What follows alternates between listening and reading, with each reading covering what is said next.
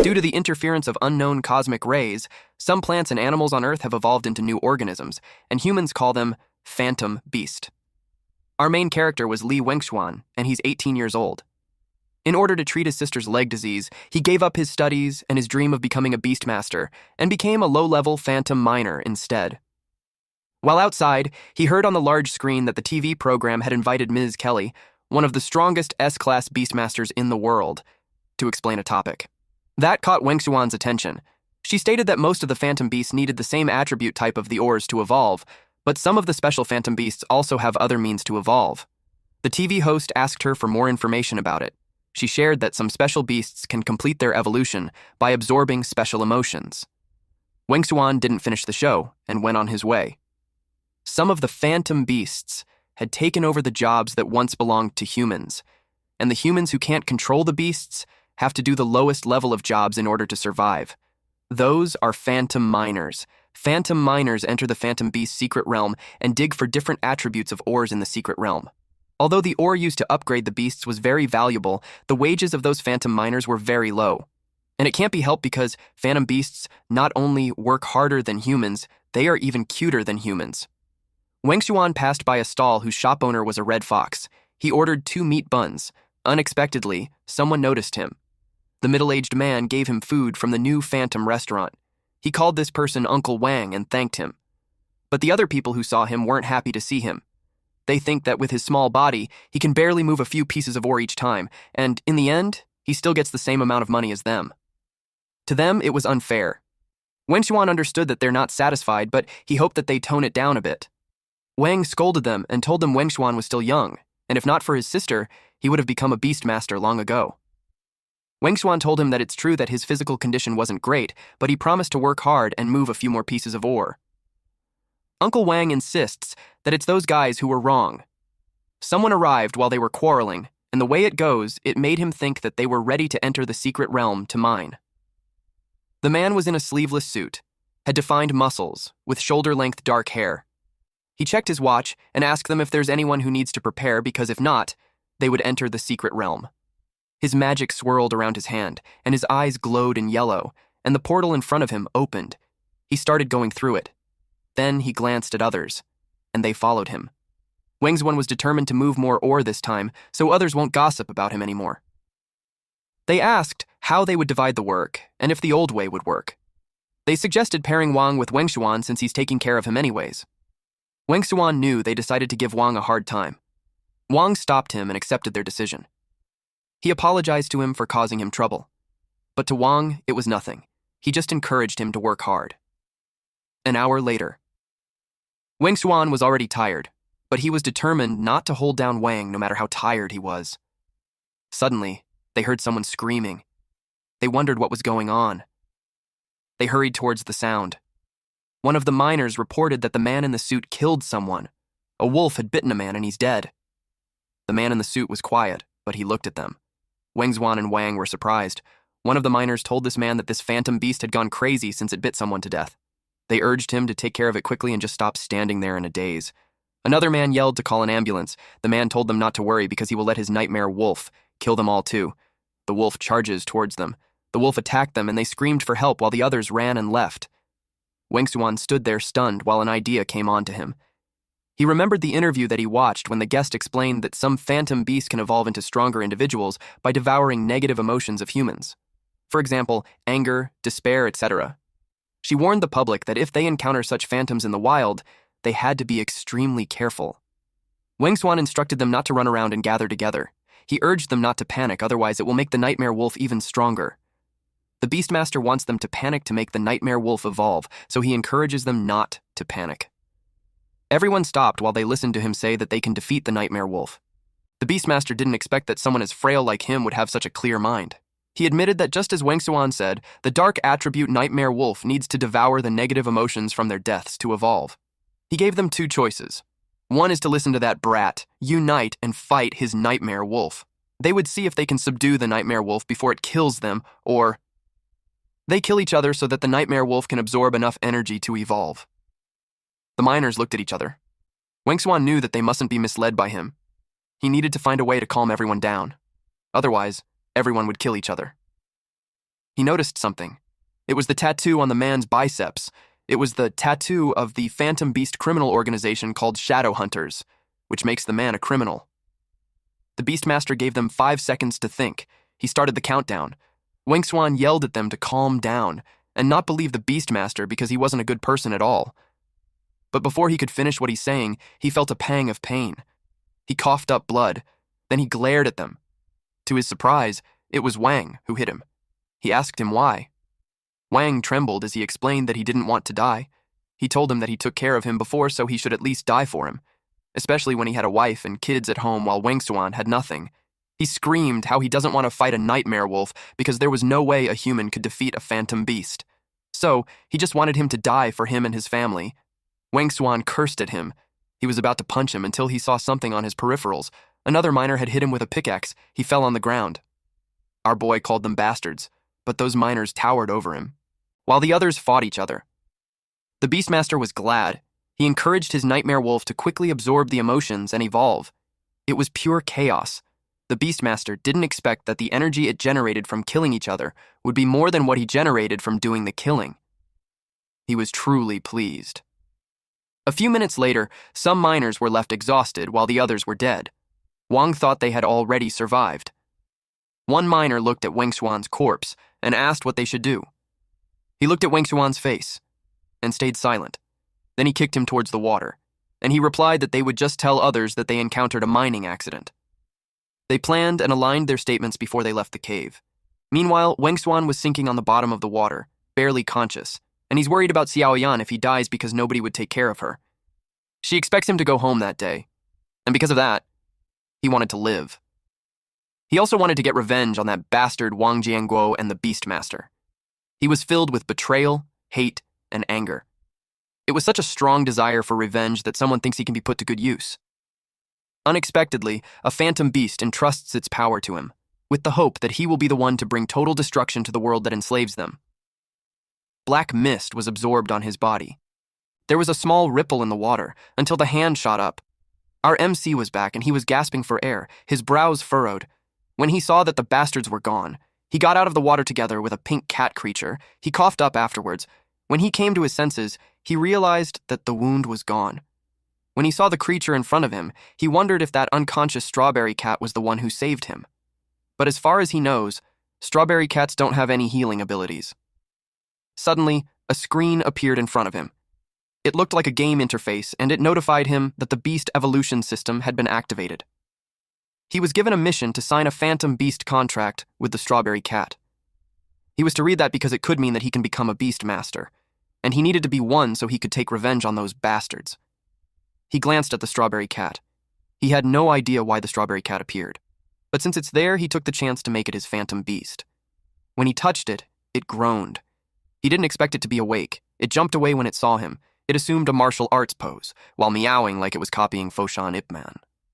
Wang Xuan tried to explain that he didn't mean any harm, and that he was actually the one who rescued them from the bottom of the lake, but the strawberry cat had punched him. It had a smug look on its face when it saw him fall. Wang Xuan got annoyed with it. When it saw him getting up, it assumed combat position again. Meanwhile, at the exit of the portal, after having scratches, Wang Xuan passes through it with the unconscious strawberry cat in his arms. Someone noticed the portal, and they went to check on who's coming out, but he doesn't want them to know that he's still alive. So he hid while peeking on who arrived. It was the chief foreman and one member of the miners' team, but when those two arrived, they were puzzled when there was no one. They decided to just leave because there's no way anyone would still be alive. They conversed how Wang was so unlucky for losing so many of his good friends. They empathized with him when they saw him coming out screaming at the top of his lungs to rush in and save them, but Liu stopped him. In addition to that, the Beastmaster was also missing. But they didn't worry anymore since it had been 5 hours since the mine disaster, and it was impossible for anyone to be found alive. Wang Xuan was so angry because if it hadn't been for the backstabbing bastard Wang, there wouldn't be so many people who would have died. He vowed to make him pay. He got out from hiding and noticed something on the way. A woman noticed him. She asked him where he had been when his house was on fire. They had called for help, and the fire brigade would arrive soon. But they haven't seen Xian. Wang Xuan rushed inside while screaming Xian's name. They tried to stop him, but he still entered the burning building. He knocked on their door while yelling if she's in there. He kept banging the door until he heard her. He told her to wait for him. He inserts his key and tried to unlock it, but the door won't open. He kept trying until he broke the handle. And he lost his balance and fell on the floor. He called out to her, but unfortunately the door was still closed. He was surprised, until he realized he only got the handle out. It made him panic. He kept kicking the door to open it. Xian told him to just leave her there, but he refused to do that. Out of desperation, he screamed for someone to help. He was in despair while the strawberry cat lay on the ground behind him. Suddenly, the strawberry cat had absorbed the rage energy and was about to awaken. When the countdown reached 1, it opened its eyes and assumed combat position. It targeted the door and charged towards it. It hit the door and successfully opened it, revealing Xian on a wheelchair, surrounded by flames. The bright light from the fire made Wengshuan look up from the ground. The strawberry cat had a smug look on its face after doing its job, while Wengshuan was left confused on what happened. The scene then shifts in the meadow where teenage people gathered. One of them boasted that he caught a flame fox, while the other one caught an ice dog. The other one wanted to try his luck and see if there were any wind-type phantom beasts, while Wengshuan was just quiet on the side, wishing to find a phantom beast as soon as possible and become a beast master. In that way, he can prevent his sister from being in danger again. 12 hours ago. His sister was hugging the strawberry cat while they talked about what happened to him.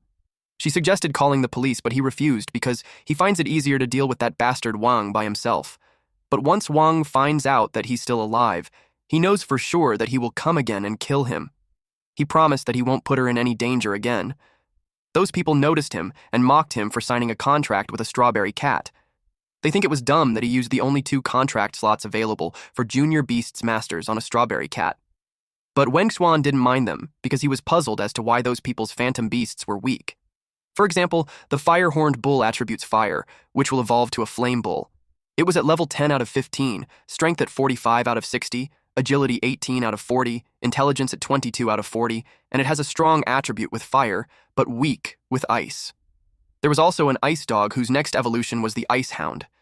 It was at level 8 out of 25, strength was 13 out of 60, agility was 2470, intelligence was 940. Its strong attribute was ice, and it was weak to fire. It had a special characteristic called vulnerability, where damage from injuries was increased by 10%. It loves to play with water, and water attacks were increased by 10%. There was also a cute rabbit, which will evolve into Sweet Rabbit. It was at level 6 out of 25, strength 11 out of 60, agility 33 out of 80, and intelligence 15 out of 60. It has strong attributes to grass and weak to fire. It has a special characteristic called toughness, which reduces damage by 5%. Wengshuan wondered if there was actually something wrong with the strawberry cat, because when he looked at its stats, its next evolution was unknown, level 5 out of 30, with strength at 15 out of 30, and agility 22 out of 50, and intelligence at 5 out of 10. It also doesn't have strong and weak attributes, but it had a special characteristic called Heavenly Emperor, which increased movement speed by 15% and increased attack speed by 15%. There's also the Martial Sage, where it increases damage dealt by 30%. Another characteristic was Indestructible. Damage inflicted was reduced by 30%. Then there's Legacy, wherein speed increased by 15%. Damage deal increased by 15%. It made him wonder if those characteristics truly belonged to a strawberry cat.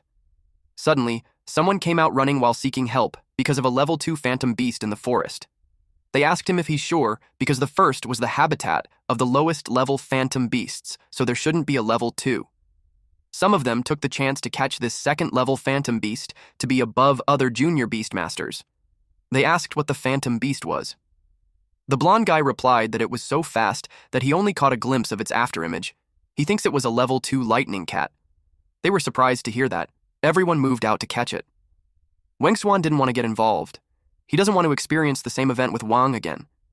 He called the strawberry cat so they could catch some phantom beast, but it growled at him, and it continued eating. He got annoyed. He realized that he should find a beast that listens to him first. He grabbed the strawberry cat and told it to stop eating and get back to work, but then it ran around, so he scolded it. Because even if it was a realm of low-level phantom beasts, it was still very dangerous. But the strawberry cat just clicked its tongue. It annoyed Wengshuan. In his head, this strawberry cat deserves a beating. He got distracted when he saw some spider webs. and he was surprised to see what was in front of him. It was a candy spider. It jumped down on him, but he crawled to evade it. Candy Spider evolves to Candy Spider King, and it was at level 8 out of 15. It has strength of 14 out of 30, agility of 18 out of 40, intelligence of 22 out of 40, and strong attributes to grass but weak to fire. It has a special attribute called Fierce, where damage dealt was increased by 10%. He realized something wasn't right because this creature usually has a gentle temperament.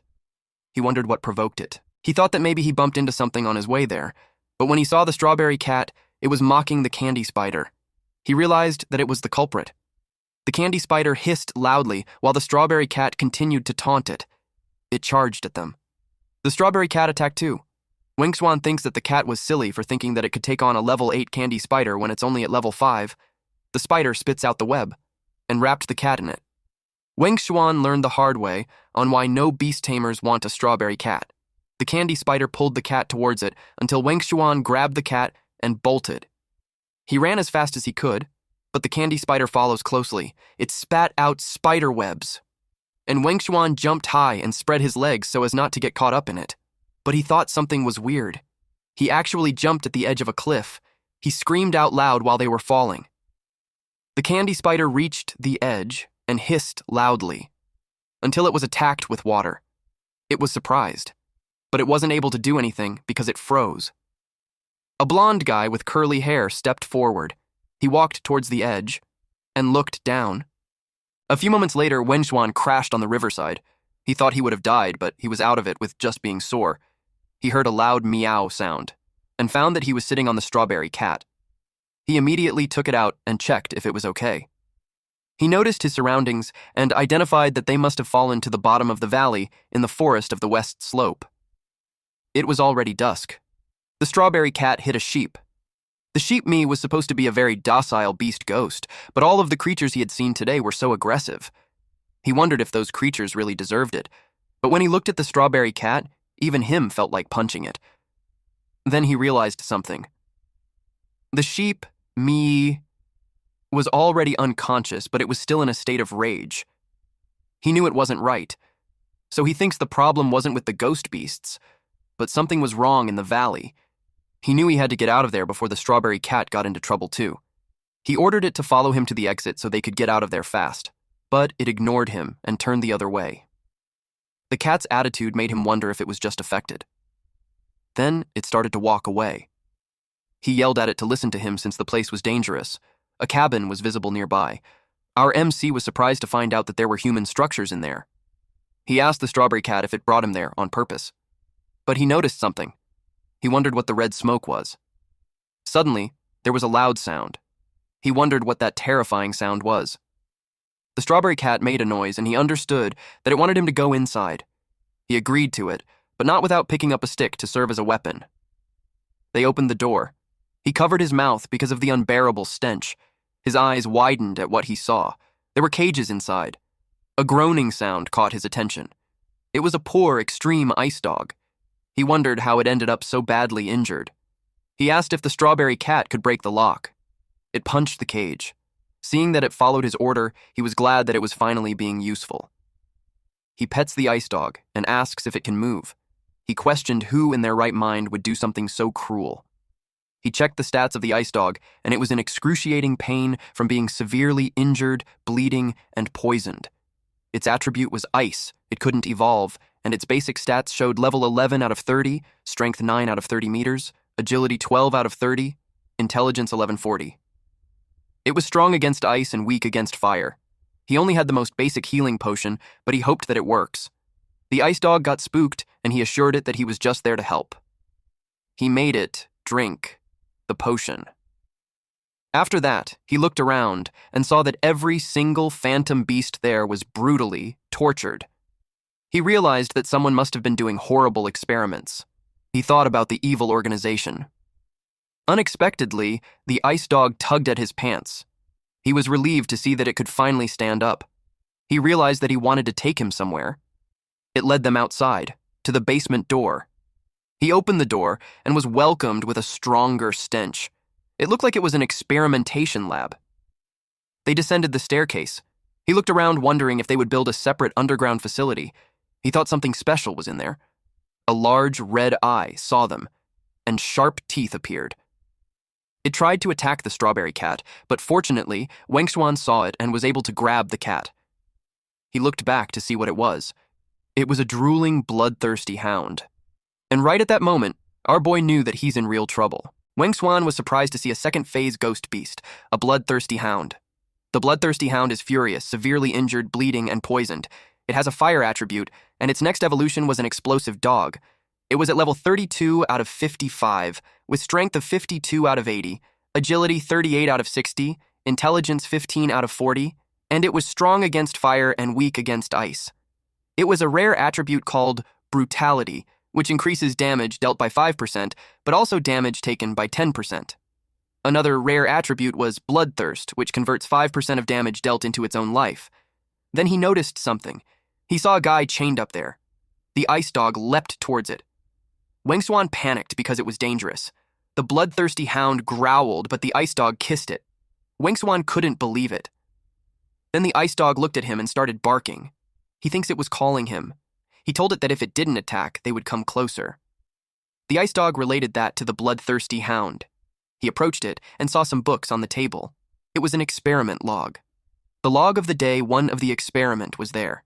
The writer was happy to have new test subjects, and it was 2 extreme ice dogs, a mother and a child.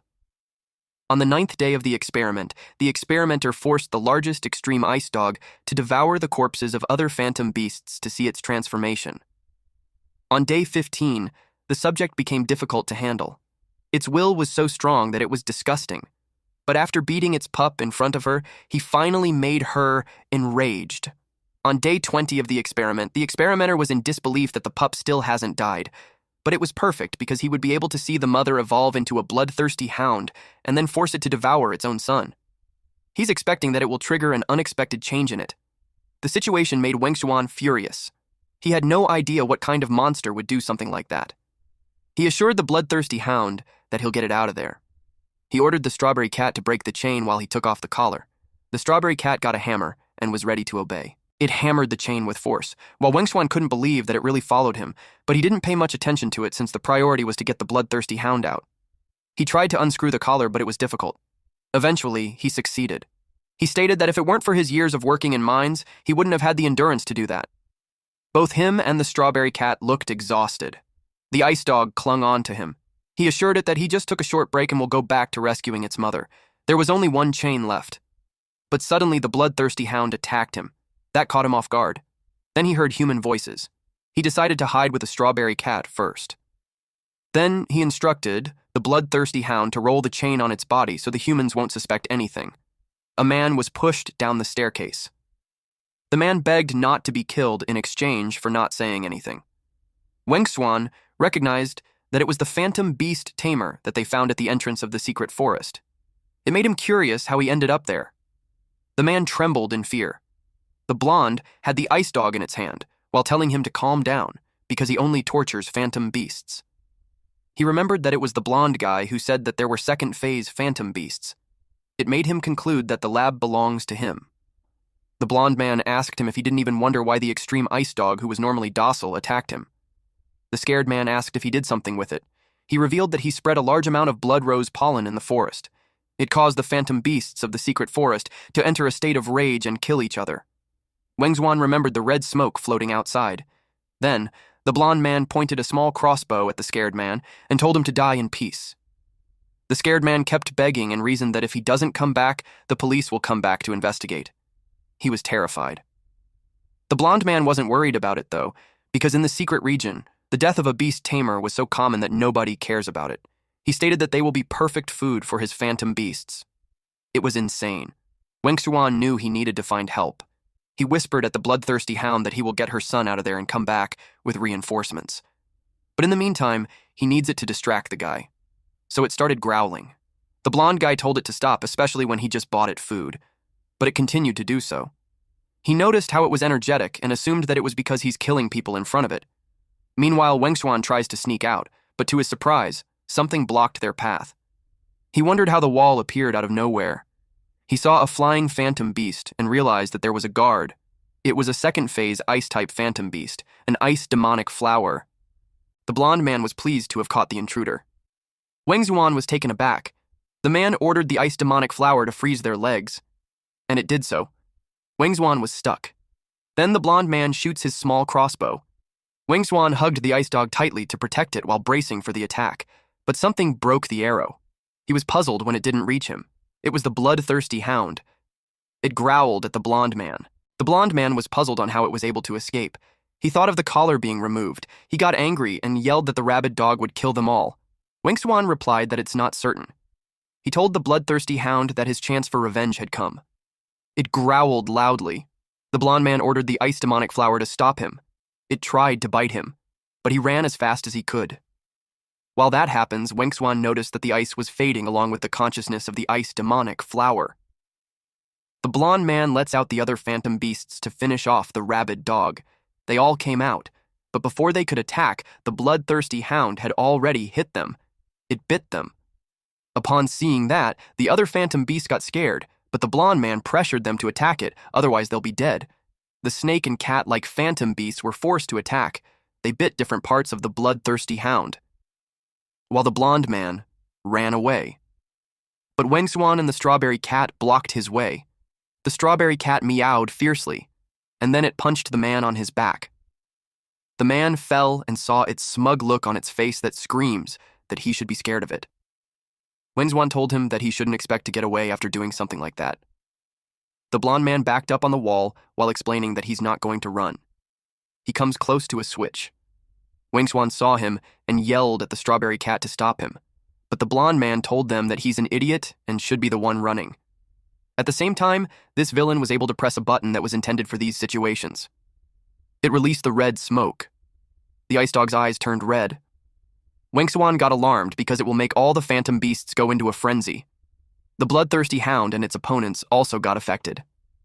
Wang Zuan was so angry at this man that he grabbed him by the collar and yelled that not only were the phantom beasts, but he'd also die himself. But this blonde man grinned and told him that he's not as stupid as him.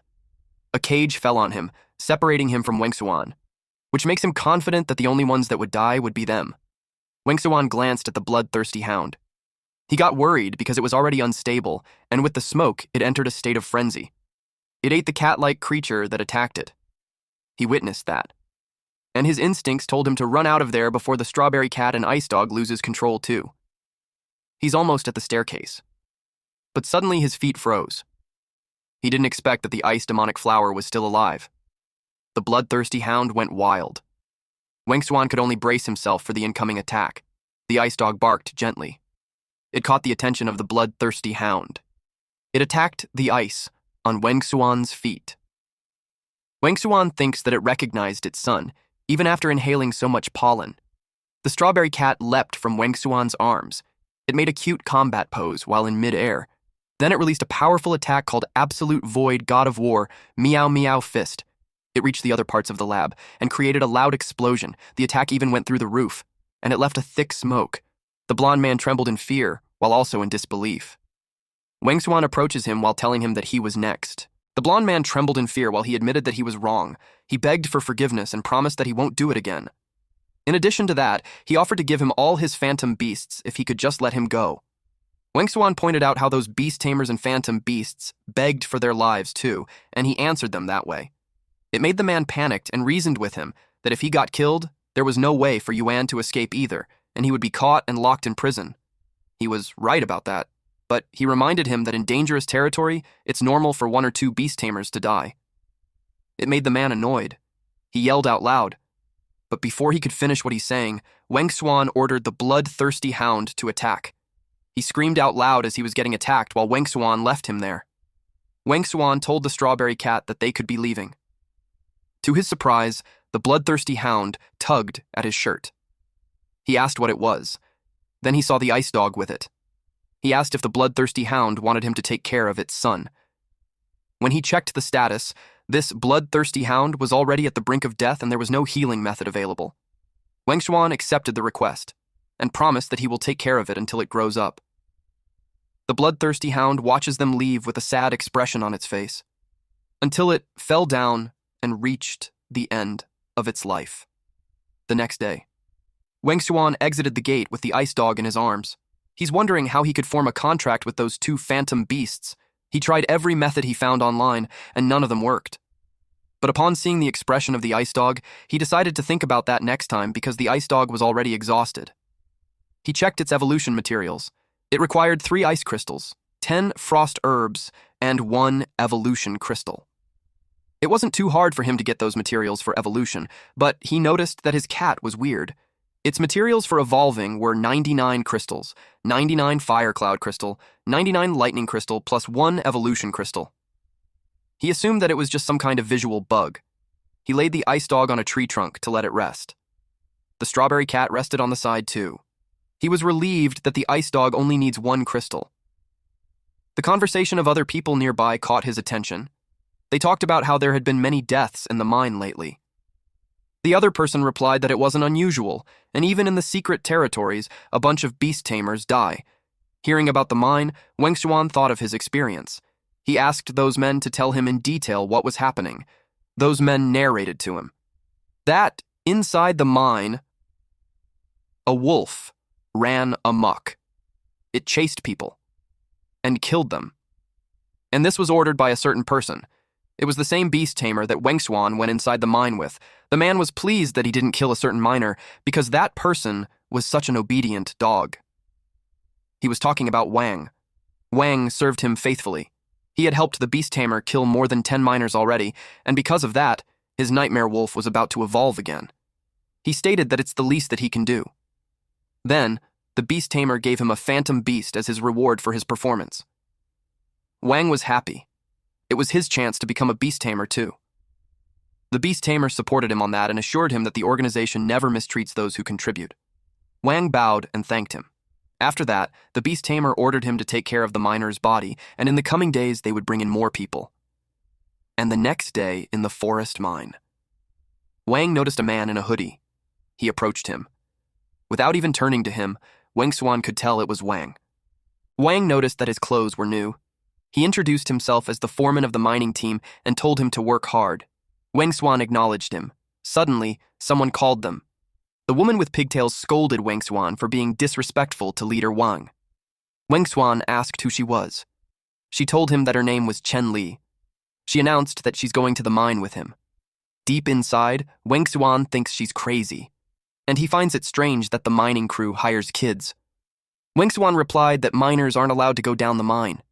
The girl screamed that she's an adult. Wang called their attention and gathered them. Chen looked nervous. She was thinking about how it was the mine where so many people have died, and she wanted to uncover the truth behind the accidents and clear her name with the team. While Wengshuan was thinking about how it was his first time seeing her, it made him curious if she had been in the mine before because her nervousness was so obvious. He opened the gate and told them they're ready. They made their way inside, to the place Wengshuan's really familiar with. As he observed Wang, he hoped that he wasn't as he imagined him to be. Wang showed everyone a fire cloud mineral that they were about to extract. He instructed them to split into groups, at least 2 per team. He advised them that if any accidents happen while they're working, they should call for help immediately. Everyone found their partners. No one approached Chen and she felt bad. Wengshuan noticed her. Then he asked her to team up if she doesn't have anyone to go with. She got embarrassed and denied that she doesn't have a team. Then, she told him that it looked like he's the one who's all alone. With that response, he told her that if she doesn't want to, he'll ask someone else. Then, he walked away.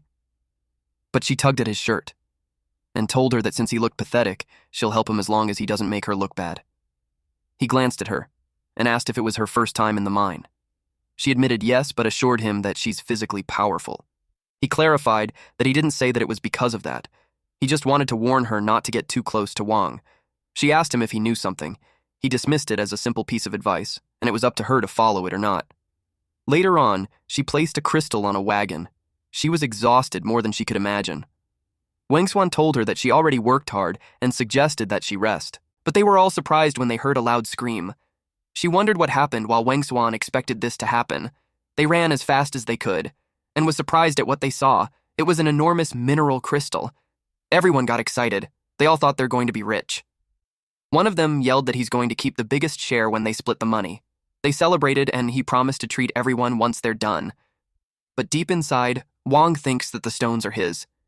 He was glad that the beast tamer didn't come because he was gathering evolution materials. Otherwise, the enormous crystal would have ended up in the beast tamer's hands. He was thinking that if he killed them and took the mineral for himself, he could be stronger than that beast tamer. Liu wanted to confirm with him that according to the rules, he would get 60%, then 10% to the mining association, and the remaining would be split among everyone. Wang's expression turned sour, but he immediately hid it behind a smile as he replied yes. And then suddenly, he took out a knife and slashed Liu's neck. Blood had gushed out. Then Wang towered over the corpse. The miners who saw it happen turned pale. They were confused and scared. Wang declared that the crystal was his, and he showed his knife to them just in case anyone was against the idea. Wenzhuan was angry. Now that Wang has stopped acting like a human, he shouldn't blame him for what he'll do to him. Someone called out to him. Wang was surprised. He wondered how the police infiltrated. Chen was pointing a gun at him and told him to drop his weapons. The miners were glad that the police were there. Wang dropped his weapon. He was caught off guard since he didn't expect that she would have a weapon. Then, Chen ordered the miners to attend to the wounded immediately and to call an ambulance. He didn't think that she was a cop, and it completely surprised him. She asked him if he really thought that he could do all those things without anyone finding out. Wangsuan felt that something wasn't right. He knew that Wang wouldn't give up so easily. Wang raised his hands, but he scoffed. Then Wangsuan noticed something, so immediately told Chen to step aside. Something had hit her from underneath. Her face bled as it got scratched, and she lost her footing. To her surprise, she suddenly couldn't move her body, and then she saw the phantom beast in front of her. It was called the venomous sting centipede. Its attribute was darkness. Its next evolution stage was King of Poison.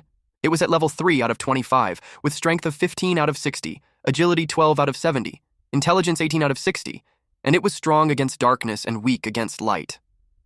Wang laughed at her for underestimating him and told her that he had it all planned out. He grabbed her hand that was holding the gun and told her that since she likes playing undercover, he'd make her disappear without a trace. She yelled at others to run, but Wang warned them to stop, because if anyone moves, he'd kill them on the spot. He told them that if they kill the officer, they would be able to get out alive. She yelled that they shouldn't believe him because there were only 3 bullets left in the magazine, so he can't kill them all. And if anyone manages to escape and call for reinforcements, she's certain that he would get arrested. Wang told them not to be naive. He searched for the first idiot to get a bullet on his head. Then he warned them that other humans would do the same thing that he did to them. They would end up killing each other to save themselves because that's human nature. He didn't expect that a fist would land on his face. Wangsuan just punched him, and he crashed on the ground. Then Wangsuan removed his mask and told him, "Long time no see." He asked him if he still remembers him. Wang was surprised to learn that Wangsuan was still alive. Our boy asked if he suspected that. He admitted that he planned to burn his sister alive, but the next day, there were no reports of a fire. So he assumed that he survived. He admitted that the kid was difficult to take down. He already stabbed him 3 times and the miners had beat him up, and yet he managed to cling to life. The miners were worried about what they should do because even the police can't protect themselves. When they found out that there was a police, they thought they had been saved, but it turned out to be a false hope.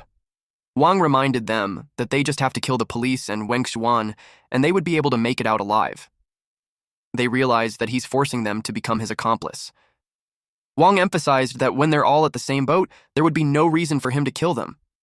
The miners felt like they had no choice. They took their weapons. Wangsuan assured them that whatever they do, it would be their own decision. They were all determined, and they took Wangsuan by surprise, even Wang. Because they protected Wangsuan and faced Wang, they yelled that they're not so cowardly as to kill a kid who hasn't even turned an adult yet just to save their skin. They ordered Wangsuan to take the girl and ran away at once. The adults were ready to take responsibility for them. Wangsuan was stunned. While Wang got angrier, he called them fools and pointed the gun at them. But something passes through the gap between 2 miners and hit Wang's arm. The miners whipped their heads towards the back to see what it was. Wang was caught off guard. It was the ice dog. He didn't expect Wangsuan to be a beast tamer. When the miners saw him, they looked proud because he was still young and he's already a beast tamer. They also felt relieved because they were saved. But Wang got angrier and he looked down on his phantom beast. His right arm froze. He ordered the poison sting centipede to move forward and kill those bastards. It released gas, which made Wengsuan order his ice dog to block the poison. It released ice breath and made a wall of barriers. The poison sting centipede got spooked, and it jumped away when the ice dog attacked, and then it shattered the ground and burrowed itself underground. They warned Wengsuan to watch his step. Wang released an evil laugh. Then he ordered Wengsuan to kneel and beg him, and he might consider sparing his life. Wengsuan replied that no matter how much Wang would plead to him, he would never spare his life. Wang ordered his poison sting centipede to kill the arrogant brat. He noticed something on the ground beside him, and suddenly, the poison sting centipede appeared. But something moved at lightning speed. It was the real MVP, the strawberry cat, and it kicked the poison sting centipede. It flew on the other side of the mine, and it remained unmoving for quite some time. Wang couldn't believe that it happened. Wengsuan stated that he won't let him escape. Ice Dog and Strawberry Cat stood beside him. Wang was shocked to find out that he had two ghost beasts. Wengsuan grabbed a pickaxe and targeted Wang, but Chen stopped him. She told him that he could never kill anyone, and if he does, he'll never be able to go back. She wanted him to leave it to her and assured him that he would get the punishment that he deserves. She tackled him on the ground. Wengsuan told her to get up because he couldn't breathe. It was funny how the strawberry cat watched them with a smug, all-knowing expression on its face. The miners rejoiced since they're finally saved, but some of them felt bad for losing all those minerals. She placed a handcuff on Wang and ushered him to the station. When she saw Wengsuan leaving, she yelled at him to come with her and tell her everything. Then she ordered everyone to get out. Unexpectedly, the ground shook. Wengsuan told them that the walls have been damaged by the impacts earlier, so it would collapse any moment. He yelled at everyone to run. The miners ran as fast as they could. They panicked. Chen was in a pinch because she could barely move her body, and she didn't have the strength to run away. A large debris was about to fall on her. Fortunately, our MC was able to grab her on time. Then he ordered his phantom beast to get her out, and he'll catch up in a bit. He told her to leave at once while he gets Wang for her. But while he was running, a large portion of the cave collapsed, and it blocked the path behind him. Chen got worried for him, but he yelled that he'd just have to find another way out. He was trapped with Wang, who laughed at the situation. Wang told him that he deserved it. He mocked him for struggling so hard to beat him, and in the end he'd die there with him as his companion in the grave. Wengsuan told him again that he will never forgive him. And he didn't kill him before because of mercy, but because there were too many witnesses. That was why he stayed there on purpose. Wang got alarmed and asked what he meant by that. He replied that he meant that he would kill him. He took out the gun and pointed it at him. Wengsuan asked him if the recent mining accidents that have been happening lately were all his doing. He wanted to know why he had done that. Wang claimed that he was forced because if he didn't help them kill people, they would expose his murders. He asked if the person he was pertaining to was the beast tamer from the mine that day. He replied yes, and offered that if he didn't kill him, he could help him set a trap for him. But Wengsuan replied that it wasn't necessary and he just wants him to go to hell. He fired at the ceiling, and a large debris came falling down. Wang knew he was doomed, and it crashed to where he was standing. He was pinned underneath the large debris. Wengsuan commented that he only knew how to ask for help when it was his turn to die. Then he called him trash. A violet mist came out of Wang's body, and it escaped through the cracks. Meanwhile, outside the cave, Strawberry Cat, Ice Dog, Chen, and the rest of the miners were worried because the exit was blocked. Chen told them to keep digging because Wengsuan and Wang were still inside. Strawberry Cat and Ice Dog looked worried, and they tried to lift debris bigger than them. Until the Strawberry Cat saw the violet mist coming out of the cracks, and the mist engulfed it, and it fell. The miners saw that it fainted, so they brought it to a place where it could get better air. They wished for it to rest for a bit, and assured it that they will get its owner out. During nighttime in a hospital, Wengsuan jolted awake, heart pounding. Then he realized he was in a hospital, and his phantom beasts were beside him, sleeping soundly. Upon seeing them, he realized how fortunate it was that they had been there. Otherwise, he would have been buried along with Wang. Someone entered the door. He asked her if she was the doctor. The pretty woman introduced herself as the vice president of the Beast Tamers Association. That surprised Wengsuan. He asked if she was once called Beishi. She replied yes. He asked her if she was there for something. She replied that it was obviously for those two phantom beasts. They investigated him and found out that he doesn't have a beast tamer license, nor he had registered with the association. Therefore, according to the rules, those phantom beasts must be confiscated. He panicked because if he lost them, he would be defenseless. But as he tried to explain, she cuts him off by saying that she has a proposal for him. They would give him the chance to earn a beast tamer license, and if he passes the exam, he could keep them. He asked what would happen if he didn't pass. She replied that he just has to keep trying until he succeeds. He asked Vice President Baishi why she's giving him the chance. She told him that the miners told her that during the collapse, his beasts did everything they could to clear the blocked cave.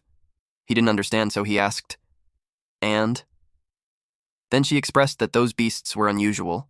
Because all beasts harbor hostility towards humans, it was only a matter of degree. And only when a tamer forms a contract with a beast that they can cooperate and benefit each other. In other words, without a contract, phantom beasts have no reason to help humans on their own. That's why she was curious as to how he got those two beasts to save him without them having a contract. Wengshuan realized that he had no reason to refuse the chance she gave him. She liked that he's smart. It was a quality of a beast tamer. But he knew that a more accurate description was a lab rat. She lets him think what he wants. He asked when the exam was. She advised him to call her once he had recovered. Then he asked if the miners were okay. She told him that he would know the answer soon, but gave him a warning that it would be noisy. Suddenly, someone at the door was surprised to see him awake. It was Chen and the nurse. Chen's loud voice echoed in the room, asking if he was fine. The nurse tells her not to shout. Now he realized what Baishi meant when she said that it would be noisy. At that point, Baishi was already out the window, raiding her flying phantom beast. She waved him goodbye. Since he seemed distracted, Chen grabbed his head and yelled that she's talking to him. She wondered if he hit his head or something. It was funny how he considered just fainting again. The sun was up in the sky when the interaction happened inside a high-rise building. A woman came inside where the president was. It was Baishi, and she handed him the list of candidates who will participate in that year's certification exam for beast tamers. He saw the papers and asked if it was the exceptionally talented child she was talking about. Baishi replied yes, and that she had already informed the kid of the time of the exam. The president playfully suggested that since no one was there, she should relax a little. But she refused and also reminded him to maintain a serious attitude during work hours. He flipped the documents and saw something that made him stop mid-sentence. He was talking about seeing who was the real genius between the two, the kid that she told him about or the woman on the file. Suddenly, his phone rang. It was a call from the laboratory, and he wasn't pleased to receive it.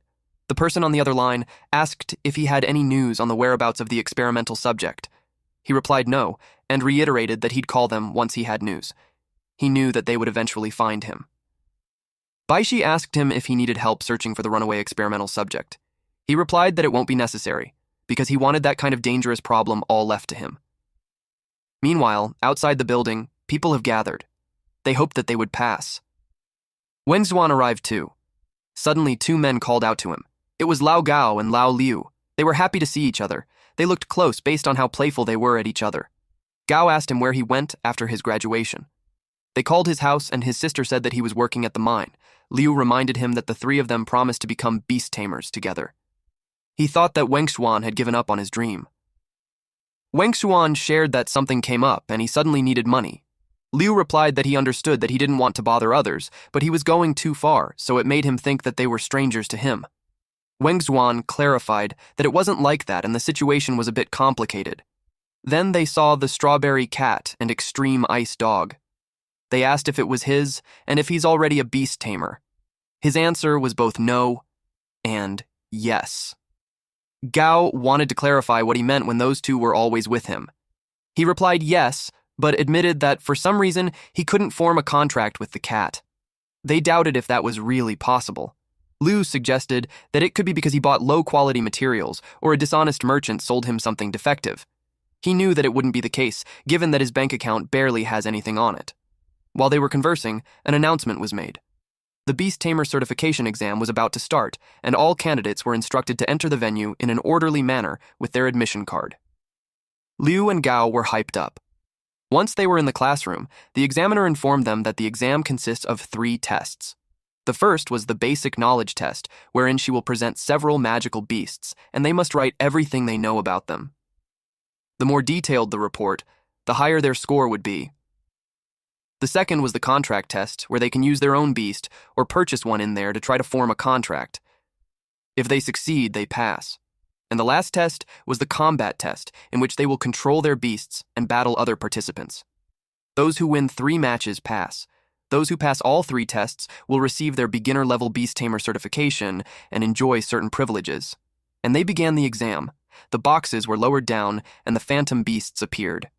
This is just like receiving your very first Pokemon vibe. They were told to write their answers based on their knowledge of those 3 magical beasts. The examinees complained that the questions were so hard. There was no question like that last year, but Wengshuan has the system, so it provided him with the details. To him, it was like an open book test. He checked his friends, expecting that they would be fine with it. But seeing the look on their faces, he knew they had given up already. He whispered at them to copy his answers. Those 2 immediately lit up. They commented that they were truly brothers. 2 hours later, the results of the first exam came out. The examiner would call the names of those who will continue. If their name wasn't called, they could try again next year. She called Zhang Sangguo, Li Sibao, Wang Wuhu, Liu Hao, Gao Cheng.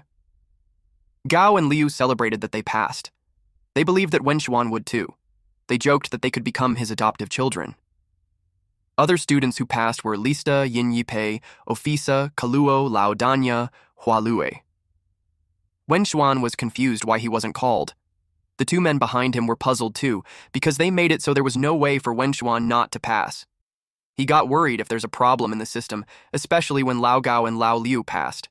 He asked them if they copied his exact answers. They replied that they didn't copy it exactly. They altered some parts on purpose so it wouldn't be identical. And they knew the basic stuff. Wengshuan assumed that the correct answers were changed. Suddenly, the examiner announced that there were 2 people who got perfect scores. It was none other than our MC Li Wengshuan and another woman named Kelsa. At the cafeteria, the examinees talked about the guy who got a perfect score on the exam. Gao and Liu noticed how Wengshuan became the center of attention. It wasn't a surprise because he's practically a genius. Wengshuan nonchalantly replied that it was just good luck. Gao replied that luck was a skill too. Liu teased him for unnecessarily humbleness. Unexpectedly, someone approached him. It was Kelsa. And this bitch came in and suddenly introduced herself. He remembered that she was the other one who got the perfect score like him. He asked what was the matter. She had to remind him of his place by pointing out that even if they both scored a perfect score, she had scored 100 because that was all the content of the exam, unlike him who scored because that was what only he could understand. Liu was offended with what she said, and he was ready to fight her for looking down on his big brother and provoking him. She told him to get lost. She knew they had cheated and threatened to report him. Liu got scared and backed off. Wengshuan saw her phantom beast. It was the number 32 patterned ice python that has ice attribute. Its next stage of evolution was ice python. It was at level 25 out of 30, with 55 out of 60 strength, 55 out of 70 agility, 60 out of 60 intelligence, and a strong attribute of ice, and a weak attribute of fire. It has an abnormality called corruption of mind. Wengshuan also had something to say to her. He told her that her phantom beast has some abnormalities, and he suggested that she do a system check before signing the contract. She thinks that he's just trying to mess with her. She replied that she knew of her phantom beast's condition like the back of her hand. On top of that, she accused him of only knowing how to use dirty tricks. She threatened to humiliate if they met during the duel, so she advised him to pray hard. She retreated to her room. Once the door closes, she lets out a deep breath and gave herself a pep talk that she won't lose to that guy.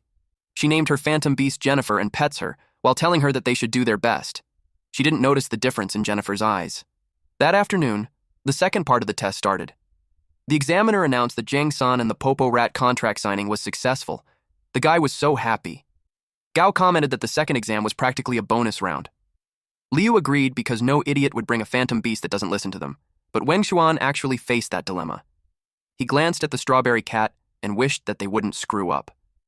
The strawberry cat nonchalantly stared at him. The examiner called him.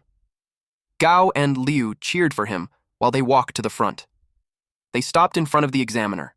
The success of the exam was in the hands of the strawberry cat now. He got started. The magic circle appeared beneath the strawberry cat, and it got spooked. It meowed loudly and made the earth shatter. Gao and Liu were surprised and confused. While Wengshuan already expected this, the other examinees laughed at him. They never knew anyone who had failed on that part of the exam. Wengxuan would definitely go down the history. The examiner asked him if he wanted to continue with a different beast. He replied that he would just continue that way. Although the success rate with the Frosthound was clearly higher, he wanted to seize that chance that the Beast Tamer Association's highest-level contract formation was assisting him. He was determined to form a contract with it. The examiner told him to try again. The strawberry cat puts up a fight. It even latched onto his face. He tried several times, but he kept failing on forming the contract. The examinees find it hilarious. They couldn't even believe that there's someone that even a strawberry cat doesn't want to form a contract with. They couldn't help but comment that the drama was top tier. At this point, he was already exhausted. Kelsa pointed out that he only had a perfect score because of his luck. Then, she told him to step aside as she demonstrated what a true genius was. She requested from the examiner to let her begin forming the contract. The examiner could only sigh and allow her. The magic circle appeared underneath them. Her chest glowed, while Jennifer's forehead glowed too, until Jennifer turned violent and hissed loudly. And that caught her off guard. Jennifer went wild. The gush of wind affected everyone. Even the examiner was surprised. Wengxuan grabbed her to evade the attack, and they fell on the pavement. He got annoyed with that stupid woman because he already told her to get it checked. The examinees started running away because the phantom beast went berserk, while Kelsa ran towards Jennifer. But Wengxuan grabbed her arm to stop her since her phantom beast was extremely dangerous at the moment. She yanked her arm away from him and argued that Jennifer would never hurt anyone. She called out to it, but it looked at her with a grim expression. She urged her to calm down. Jennifer approached her and she was relieved, and she didn't expect that it would attack her. She crashed on the building. While she helped herself up, it approached her again and hissed loudly. Then, it spread its mouth wide open. She couldn't believe that Jennifer did that. She wondered if she's going to die there. A memory flashed back on her mind. She was a young girl then, and her parents were telling her to learn from her big brother. But she didn't want to. Her parents sang praises for her brother, and they wanted her to be like him. She was annoyed that they only talked about what her brother could do, and to her, taming a phantom beast wasn't that much of an accomplishment. She believed that she could do it too, even better than him. She made the patterned ice python work hard and pushed it to its limit even if it was exhausted already. She kept training it to be faster. She didn't mean to do that, and she was sorry about it. She assumed that Jennifer hated her for it. She braced herself for the attack, but the strawberry cat stepped in and punched Jennifer. Then Wengxuan yelled at her to get out of there at once. She was surprised that he was still there. Jennifer hissed loudly again. Wengxuan ordered Strawberry Cat to be cautious, especially on the ground. He made it duck and dodge. It puzzled Kelsa on how they're doing that when they haven't formed a contract yet. She had no idea why the Strawberry Cat followed his commands. He ordered it to hit its weak spot and punch it in the belly. They continued to fight. The examiner watched closely. Someone called out to her. 2 teachers came to assist. She called Wengxuan and thanked him for buying them some time. She told him that they could leave the rest to them. The teachers would take down the patterned ice python at once. They assured Kelsa that they would bring her another phantom beast later. She begged them not to kill it. She reasoned that her phantom beast wasn't always like that, and she believed that there must be some other way. But the teacher thinks it was impossible to still subdue that kind of berserk state. Wengxuan screamed at them that if they can't save it, they should just get lost. He told them that the phantom beast was in extreme pain, but they just treated it like a broken tool by considering just disposing of it. He questioned if they even consider it a living being. He promised Kelsa that he will do everything in his power to stop it. The teacher called him a brat who hasn't even formed a contract with a phantom beast. With that said, they don't think he's credible to spout that kind of nonsense. But he believed that Strawberry Cat wanted to save that phantom beast too. He told it that if it felt the same way that he does, it shouldn't resist the contract. The Strawberry Cat glanced at him. Then a bright golden light engulfed both of them. Strawberry Cat stood there willingly. It shocked the teachers that he was able to form a contract under those circumstances. When the smoke subsided, it revealed a determined Strawberry Cat, and it was ready for combat. Our boy was about to Bruce Lee the shit out of this snake.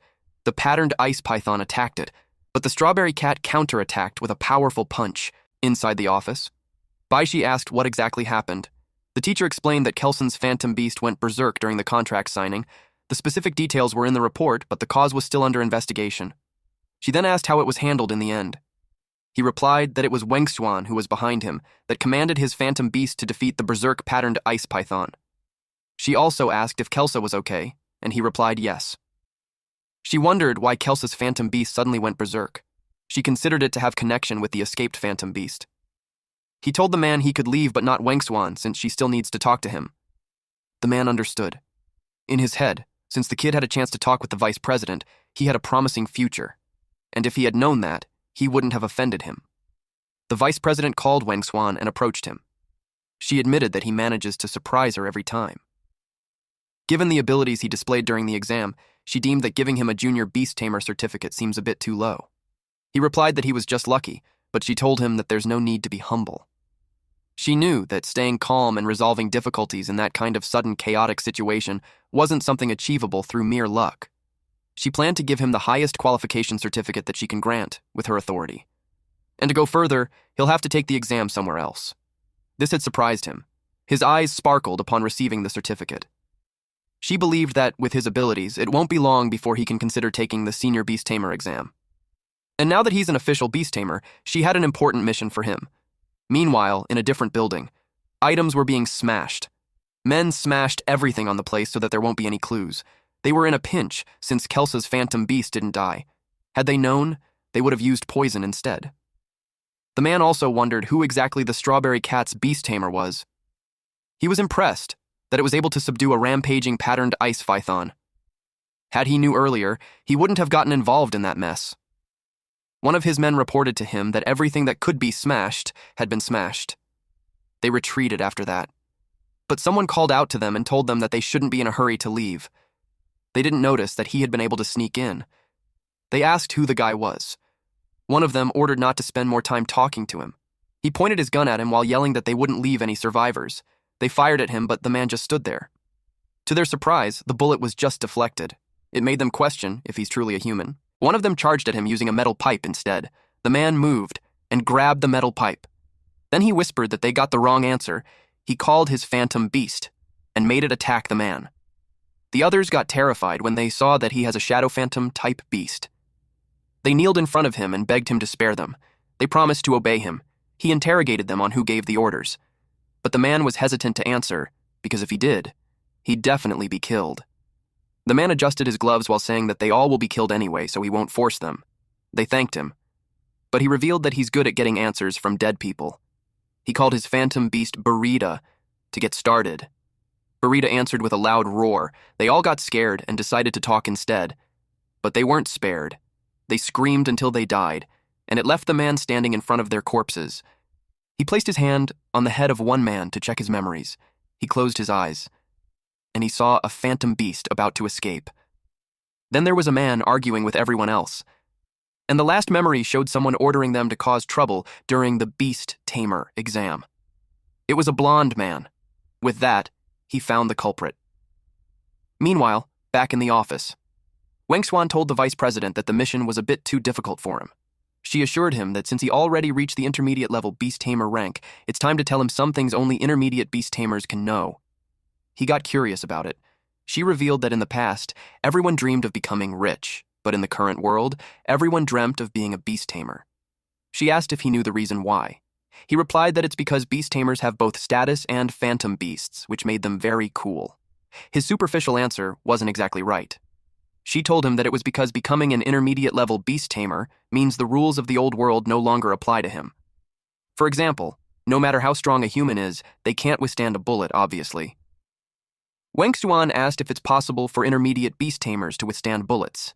She replied that intermediate beast tamers, through some special means, can have their phantom beast take damage for them. Soul Link was a secret beast taming art that only intermediate beast tamers can cultivate. The beast tamer links their soul with their phantom beast's soul. During the duration of this secret technique, the damage suffered by the Beastmaster will be transferred to the Phantom Beast. As long as one party is not dead, the other party will not die regardless of how much damage they receive. At a cafe, a young man attracts, and his large phantom beasts attract the attention of the other customers. But he didn't look pleased. Someone approached him and asked if his phantom beast was all right. He delivered the phantom beast to the guy, and the guy left with his phantom beast while commending him for being suitable for the job of dog walking. He thanked him for his patronage. The women who were impressed earlier became disappointed when they learned that he was just a stinky college student who walks dogs. They even blamed him for acting high and mighty, and for acting so special. The young man heard them and thought of them as a bunch of losers. He didn't mind walking dogs for beast tamers, especially when just one job lets him be noticed by 2 girls. He actually felt great about it. Then they saw a person that they thought might be a dog walker, too. They believed the person was one because for his age, it's impossible to be a real beast tamer. The young man noticed that the girls were talking about Wengshuan, who was walking side by side with his strawberry cat.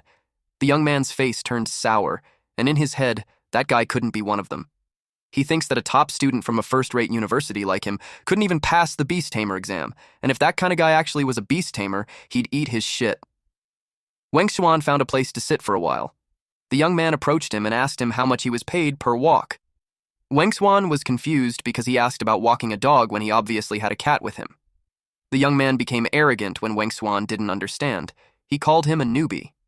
Then he explained that people like them who temporarily look after phantom beasts for beast tamers were called dog walkers.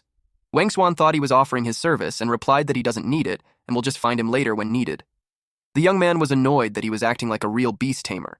He admitted that those were the tricks that he used before, but he reasoned that everyone on their age knew that it was impossible to be a real beast tamer, so he told him to stop. A fancy car caught their attention.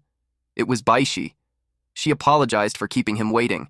She hoped that him, a dignified intermediate beastmaster, wouldn't mind her being late. He told her to stop teasing him. He got inside the car, and she gave him the details of the mission she mentioned last time. She wanted him to take it home to read it carefully later on. After that, she stepped on the pedal. The young man watched them drive away. The women nearby couldn't believe he was actually an intermediate beast tamer. The young man turned pale because he almost offended an intermediate beast tamer in the office building. She told him that the reason she personally brought him to the Beast Tamer Training Center was mainly because she was afraid that they'll give him a hard time on his first visit. That kind of problem wouldn't normally occur after all. The Beast Tamer Training Center was a subsidiary of the Beast Tamer Association. But 3 years ago. In order to improve the overall strength of Beastmasters, the association hired a senior Beastmaster to be the director there. But they didn't expect the man to have a very bad temper. If the man was happy, he's willing to teach beast tamers of any rank, but if he's not, then no matter how skilled the beast tamer was, he will be kicked out. Wengshuan was surprised that there was such a thing. She shared that in the past 6 months, they have personally brought the beastmasters who have passed the exam to study there, hoping to slightly improve the pass rate. After all, the pass rate of beastmasters in the city has been ranked last every year since the senior beastmaster came, and the president had a hard time asking the headquarters for a budget because of it. A door opened. Kelsa came out and saw her. She apologized for making her wait. Kelsa saw Wengshuan, and she couldn't believe that he passed too. Jennifer gave him a peck on the cheek. He was glad to see it recover so quickly. Kelsa grabbed Jennifer and stated that it was their enemy. Then he told Wengshuan that even if he saved her, she would definitely surpass him one day. Wengshuan didn't mind her that much. Baishi told them to stop wasting any more time because they will still have to go find Master Pan. A large, muscular man stated that they would have probably got their certificate through the back door. Wengshuan confronted him on what he meant by that. Pan answered that they became beast tamers through connections. He added that people rely on connections nowadays. He dared them to prove their ability instead. Baishi told him that he already watched the video and it was Wengshuan who resolved the crisis. But he was skeptical because the video could be edited. And he added that it was the most basic ability of a beast tamer to subdue a runaway phantom beast. He told those brats that if they want to train, they must pass the test to prove that they didn't get in through connections. He asked them if they would accept the test.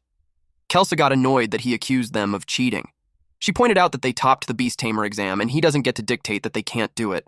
But he pointed out that he was the director of the Beast Tamer Training Institute, and if he says no, they will never be able to participate in any actual beast tamer missions in their life. Wengshuan replied that he understood. He didn't want to waste any more time, so he requested him to tell them what he wanted them to do.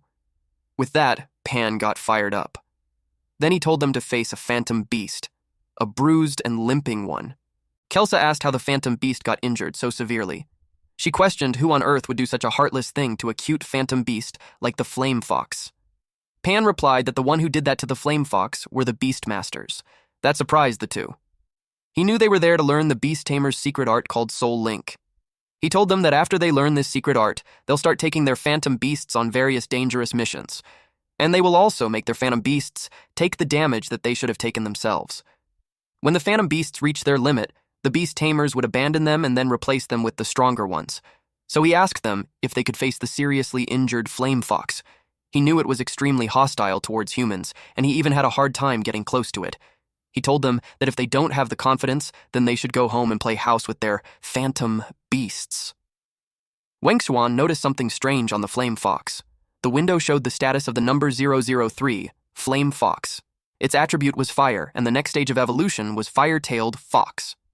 It was at level 12 out of 15, with strength of 45 out of 60, agility 18 out of 40, intelligence of 22 out of 40. Its strong attribute was fire, and weak attribute was ice. It has an abnormal status that says that it's severely injured, berserk, poisoned, and mutated. Wang Xuan understood the part about poisoned status, but he had no idea what mutation was. He called Pan an old man and asked what he fed it with. Pan was surprised that he knew that he fed it with something. Our boy got agitated and demanded that he reveal it, otherwise the flame fox's life would be in danger. Pan stuttered when he responded that he gave it a dragon fruit for nutrition. He doesn't think it would be life-threatening. Dragon fruit was commonly used to feed fire-type phantom beasts. It was a puzzle to Wang Xuan on why the flame fox would have an opposite reaction. He asked if the injuries the flame fox sustained came from an ice type. Pan's jaw dropped that he also knew about that. Then he defended that he's aware that the flame fox can't eat fire food right after it gets ice damage, so he waited until its ice damage subsided before feeding it. Wang Xuan knew it was true because the current abnormal status no longer shows anything related to the ice attribute, but it still had a reaction. He thought that there might be a possibility that the problem lies in the poisoned state. He considered it being attacked by both ice and poison attributes simultaneously. Under the interaction of the two attributes, the poison on its body still spreads with the ice attribute. That was news to Pan because he never encountered such a rare situation, but regardless of how rare it still was the most reasonable deduction. Furthermore, since the poisoning state carries the attribute of ice, it can lead to the berserk abnormal state. And that explains everything. He asked the system if there's any way to save it. The system showed ingredients such as 600 grams black maple fruit, 120 grams green bamboo marrow, and 200 grams silver frost grass. The instruction was to crush the 3 kinds of medicine, add water and steam them, and let the flame fox take it while hot with a high-level frost crystal. This will allow the flame fox to super-evolve into a second-level phantom beast frost fire fox. He told them about the ingredients and that if Pan wants to save the flame fox, he should prepare it. Pan wanted to confirm if he really has the way to cure the phantom beast. Wang Xuan assured him that he will do everything to help the flame fox survive. Once he had the ingredients, he started preparing it, and it looked like he's cooking more than he's treating a patient. Kelsa suggested that it could be a food therapy. After slicing and mixing the ingredients, he was done. The dish looked awful. Pan doubted if it could really be eaten because it looked more poisonous than helpful. Kelsa had to remind him that giving wrong medicine could kill. They placed it in front of the flame fox, but it didn't eat it. Wang Xuan urged it to trust him. It had no choice anyways given its condition. An hour later, the flame fox was still vomiting. Pan started to worry. Wang Xuan checked several times, and the ingredients and process were all correct, so there shouldn't be any problems. Pan was starting to get angry when a fire erupted behind him. He asked what was happening. When the fire settled, it revealed a creature, something that Wang Xuan was expecting. He cheered for the creature to embrace its new life as it became a frost fire fox. Pan didn't expect it to evolve. Wang Xuan congratulated it for its recovery. He started to think that as long as he has the system's help, he can evolve any phantom beast to a higher form. He told Pan that he successfully saved it and confirmed if he passed the test. Pan was dumbfounded that he was thinking about the test when he had done something incredible. The test should be the least of his worries. He had deduced the cause of the illness, created the antidote, and simultaneously evolved the phantom beast. It's something even high-rank beast tamers have difficulty achieving. He admitted that he misjudged him. Since he had passed the test, he will naturally teach him the secret art. However, he had a reminder for him. He warned him that if he deliberately harms phantom beasts just because he can heal them, he will definitely not spare him. Wang Xuan understood. Pan had nothing else to say anymore. He was ready to teach him the secret technique. Then, Wang Xuan felt something strange. The frost fire fox tugged at his shirt. He asked if it needed something. They had a heartwarming moment when the Frostfire Fox licked Wengzuan in the face. Pan and Kelsa's eyes widened in surprise that he actually tamed a Frostfire Fox. In the first place, it was shocking that it took initiative to get close to humans. Now that he saw that it was fine, Wengzuan went on his way. But it became sad. Surprisingly, Wengzuan received a bonk on the head. Pan called him an idiot because he didn't realize that he wanted to go with him.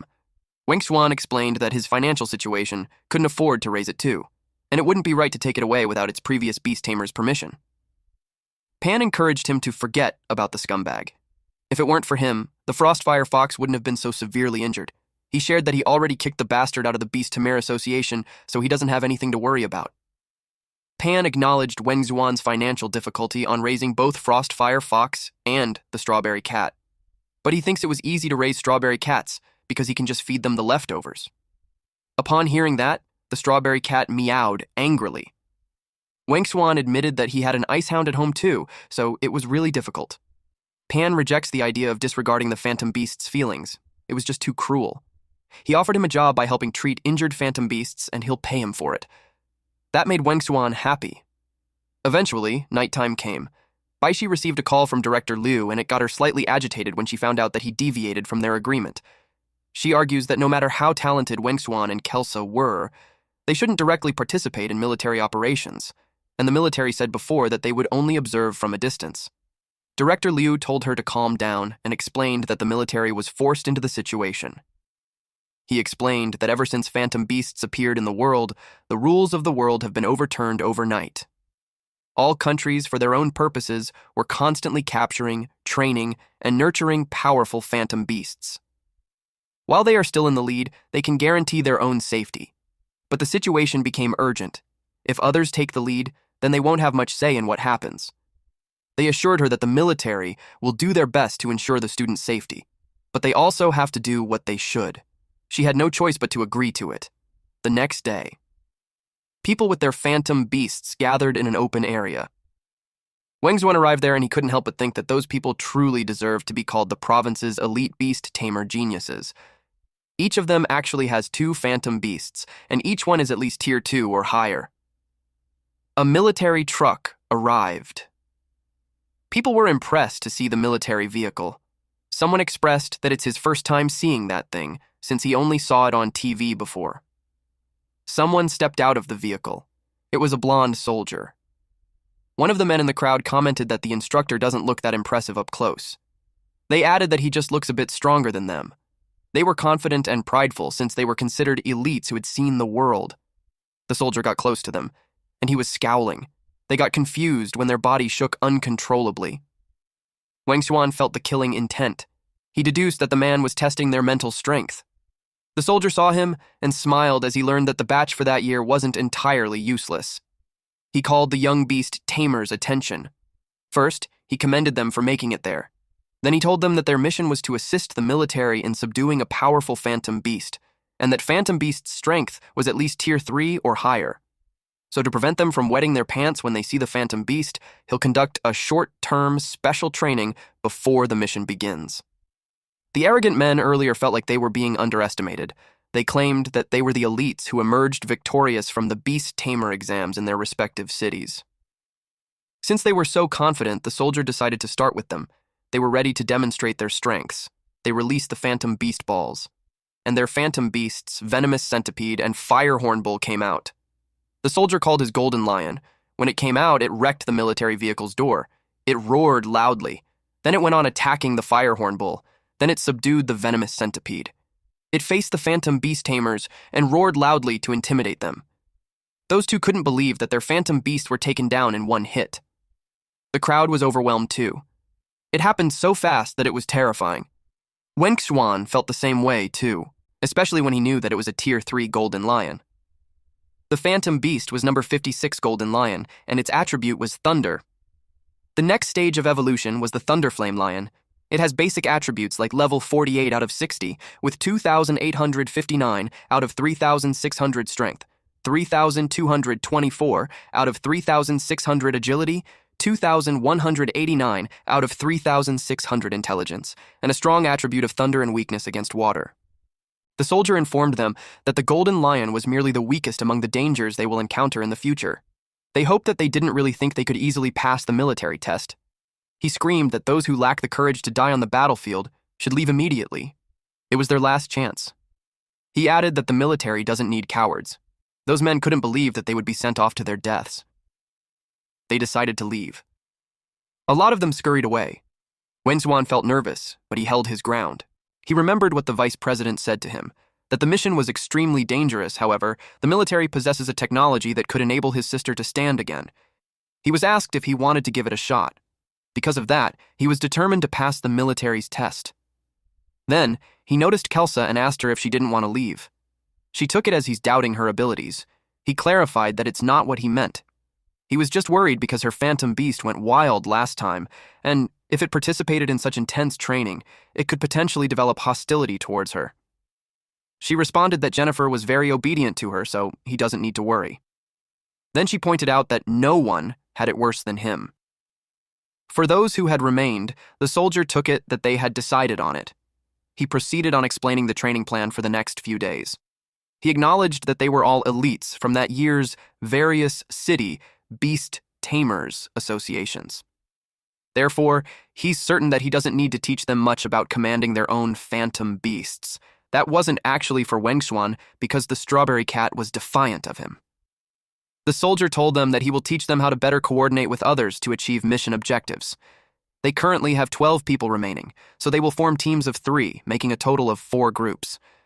He told them that if they're socially anxious, they could just wait for him to assign them their teammates. In the meantime, he gave them the freedom to form teams freely. People started coming up to each other since most of them knew each other.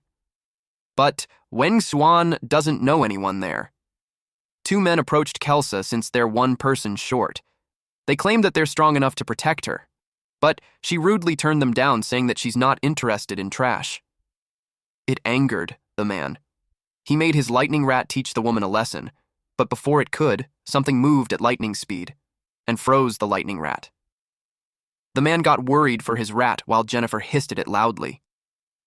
He approached Wengzuan and told him that if lowered his head and begged her, she might actually consider teaming up with him.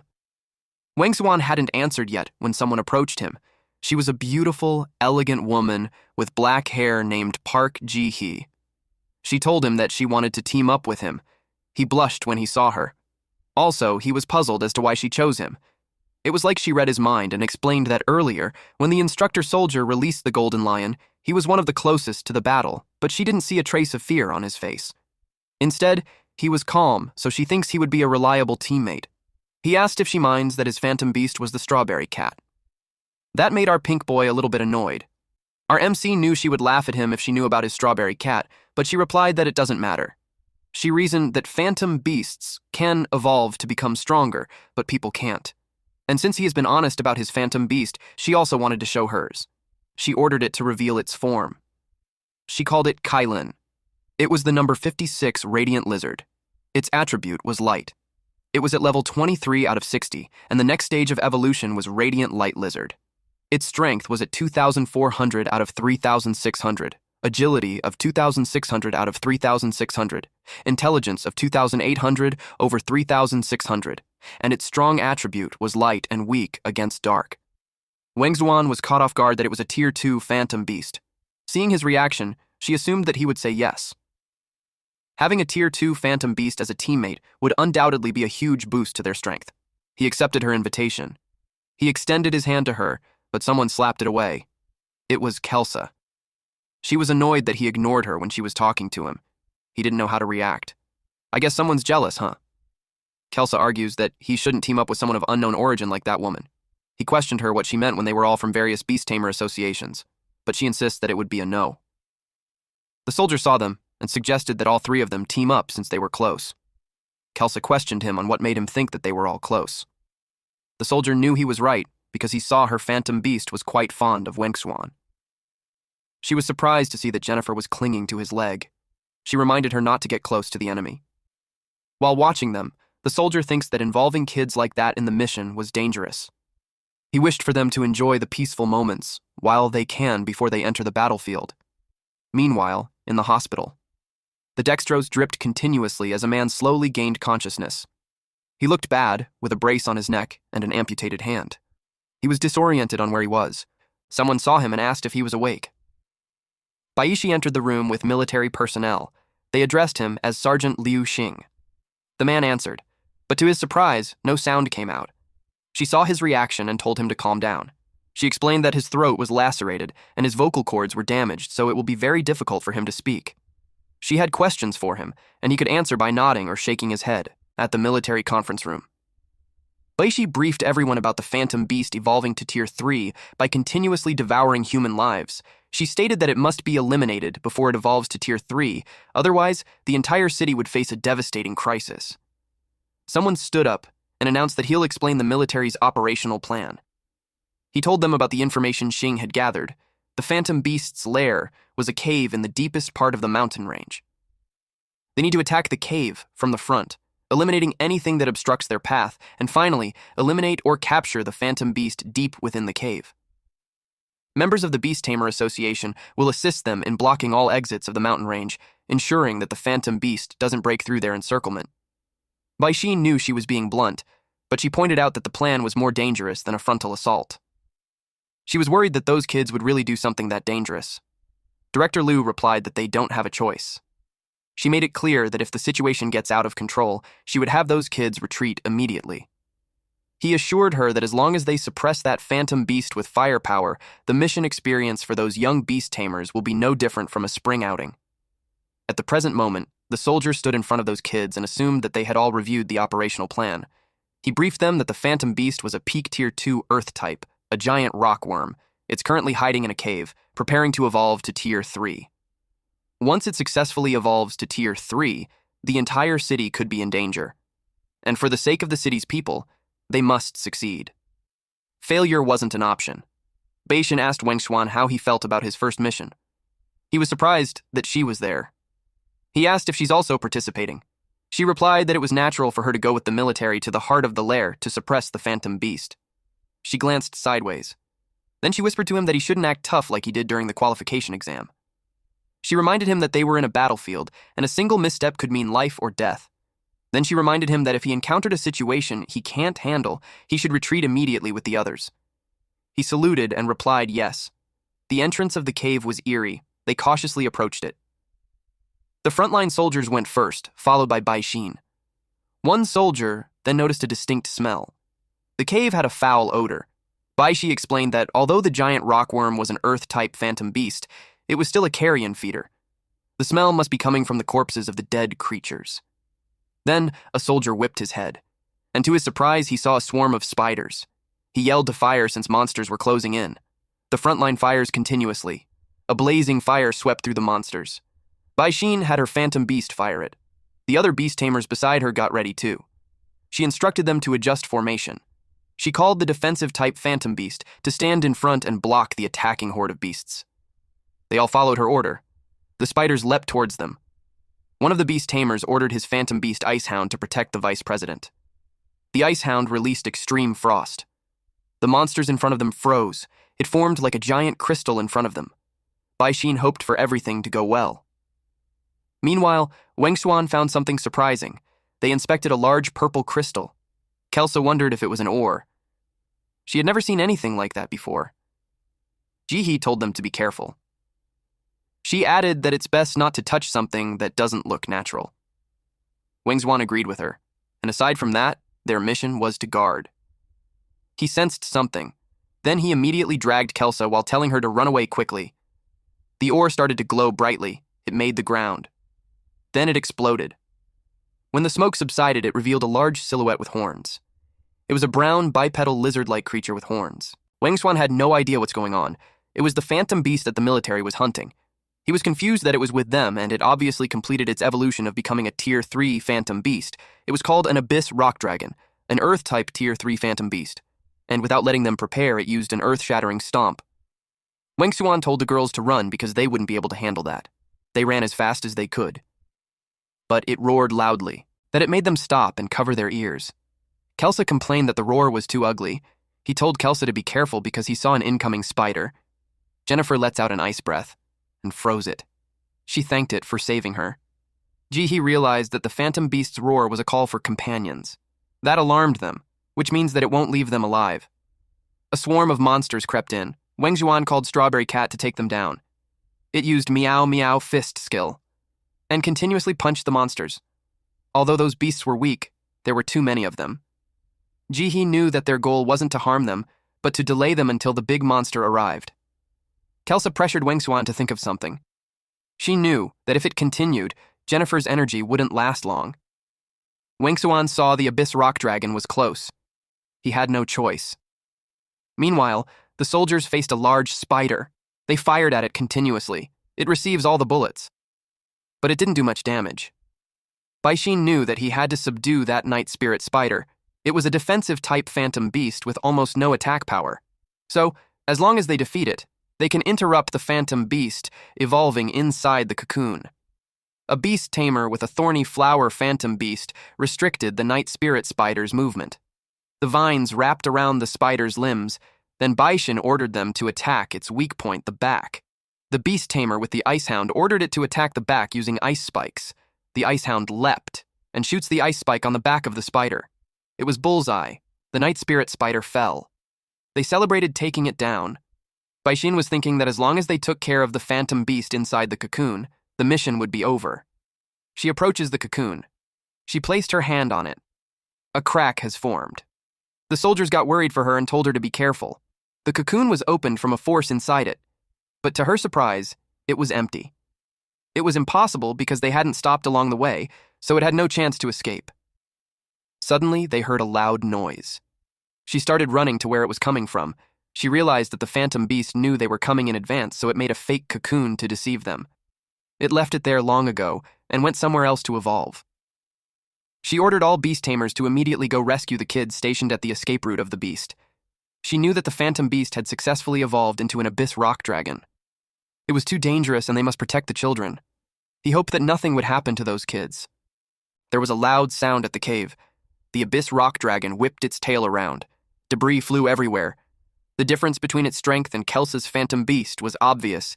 Unless they hit its weak spot, they wouldn't do any damage at all.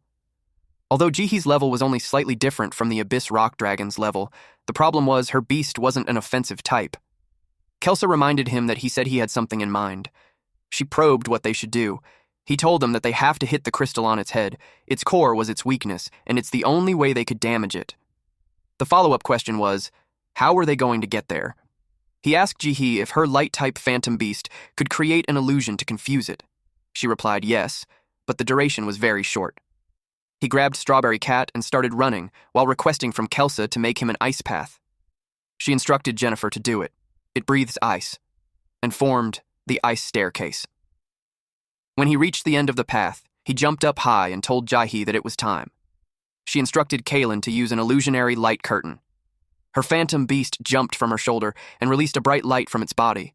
The abyss rock dragon got distracted by it, and that was their chance. He threw the Strawberry Cat towards it so it could take it down. The Strawberry Cat was serious about its task. It punched the head of the abyss rock dragon and made the dragon roar in pain. The girls were happy to have succeeded in harming it, but it made the abyss rock dragon furious, and that wasn't good. It released a giant fireball. It was too close to Wang Zhuan.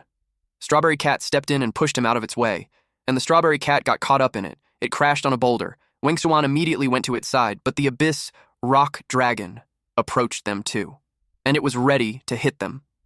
Kelsa got worried. Jihe yelled at him to dodge. He braced himself. Unexpectedly, the Strawberry Cat blocked the attack. He got confused on what's going on. The Strawberry Cat's aura had changed. It was terrifying. The system had warned him that it's going berserk. He asked what was wrong. The Strawberry Cat grew long fur on its back. Its body trembled as it raised the claw of the abyss rock dragon away from it. Then its body had fully changed.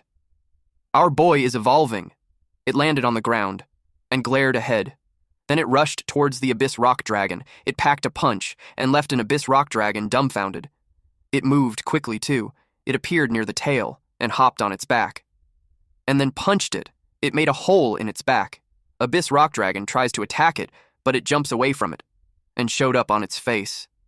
And then it slashed its forehead, which made the crystal crack. After that, the abyss rock dragon fell. Wang Zhuan was worried about what was wrong with his phantom beast. He had no idea what the system meant about it going berserk. The girls approached him and asked what was wrong with his phantom beast that it became so powerful. He replied that he had no idea either. Someone then said that since they chased it all the way there, it's not its fault. They asked who it was. They were surprised at what they saw.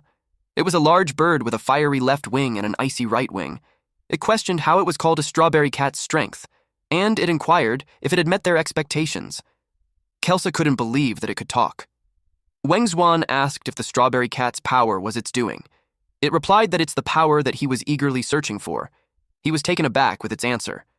This phantom beast replied that it ignited the deepest anger within it, and its anger was enough to destroy all bonds, including him. The strawberry cat became more muscular, and 2 long fangs formed on its mouth. It faced them. They got cautious. They were all curious on how it turned out that way. The system warned him that it was going berserk, and suggested that for his safety, he should eliminate it. He yelled at it to calm down. But it was so angry, it charges towards them. Fortunately, Wang Xuan was able to duck. He was confused about how it happened. Kelsa ordered Jennifer to save him immediately, while Ji-hee also instructed Kylin to protect him. The 2 phantom beasts were hit, and that didn't sit well with this bee. Kelsa pressured Wang Xuan to think of something. He forced himself to do something, otherwise everyone would die. He took a deep breath. Then it taunted it by asking if it was because it didn't like its milk that morning. He told the strawberry cat that it needs to be disciplined. The way he mocked it was funny. He caught its attention, and it charged towards him. Then he started running. He knew that the strawberry cat became like that after getting close to that phantom beast. So he thought that if it could get away with it, it would return to normal. Kelsa was annoyed that he did that because it was already angry and he provoked it further, but Ji-hee understood what he was thinking. She instructed Kylin to create an illusion to help the strawberry cat get away from that phantom beast. Kylin covered the bird phantom beast with illusionary light. Its eyes glowed. It saw itself like it was staring at a mirror. It narrated that its people became experimental material and died in the hands of humans, and this creature, the survivor, can only endure endless pain. It was the most proud achievements of the researchers, and it would be their downfall too. Ice wind formed on its right wing, and flames circled its left wing. The illusion that Kylin made couldn't stop it. It ordered the strawberry cat to kill the human that had enslaved it. A light passes through the strawberry cat's ear. Our MC immediately noticed that. Then it attacked Wang Xuan with its claws. Wang Xuan coughed blood. He was scratched on the arm. He knew he couldn't run that far to the military base. He lost hope. The strawberry cat approached him and raised its arm.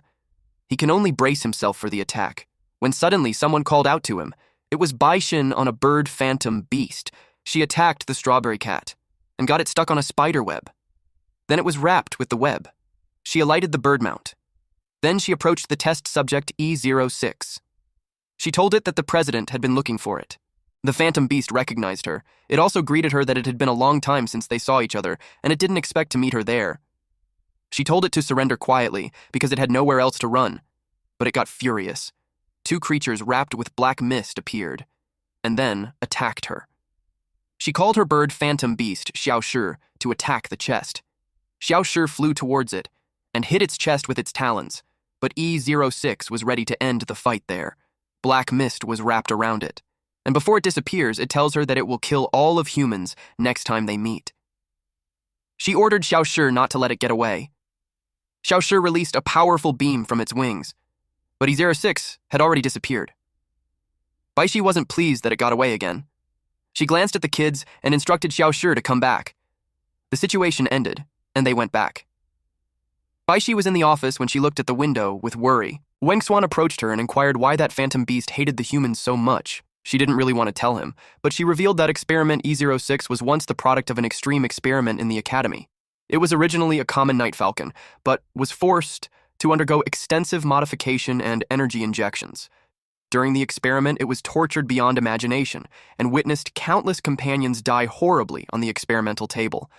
For it, human cruelty has long been etched into its very being. He concluded that it became that way because of the experiments, but he also acknowledged that it helped Strawberry Cat become stronger. The confusing part was it controlled it to attack them. She explained that it wanted to use his Phantom Beast to take revenge on humans. It wanted Phantom Beasts to rebel against beast tamers and kill them. It was its only desire that's keeping it alive. He felt pained about it. She told him not to worry anymore and urged him to go out and let the two girls know that he's safe. He got his arm wrapped in bandages. She watched him leave. She wondered how Experiment E06, or the Night Falcon, would end that chaos. Meanwhile, in the forest, the Night Falcon crashed on the ground. It used too much power. It was worried that Baishan had caught up. It cursed the humans out loud. Unexpectedly, someone approached it. Its eyes looked angry. But it got surprised when it saw a little girl tending to its wound. She was focused on wiping its wings. Immediately, the Night Falcon distanced itself while yelling at it not to touch it. The kid told the Night Falcon that there's nothing to be afraid of because she just wanted to help. It was bleeding a lot and she knew that if it went on, it would die. She rummaged through her basket and gave the Night Falcon a fish to help recover its strength. The Night Falcon was surprised, and also puzzled why she's not afraid. It asked if she wasn't afraid that it would kill her. She replied that she's an orphan, and no one would care if she dies, so she's not afraid of death. It asked why she still continues to live.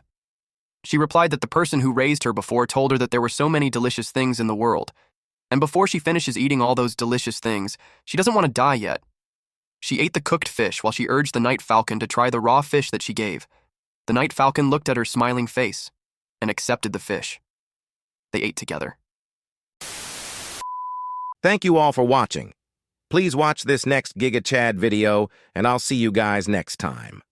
Also, support the channel by joining the Summon Club membership. You can also support by just liking the video and being awesome.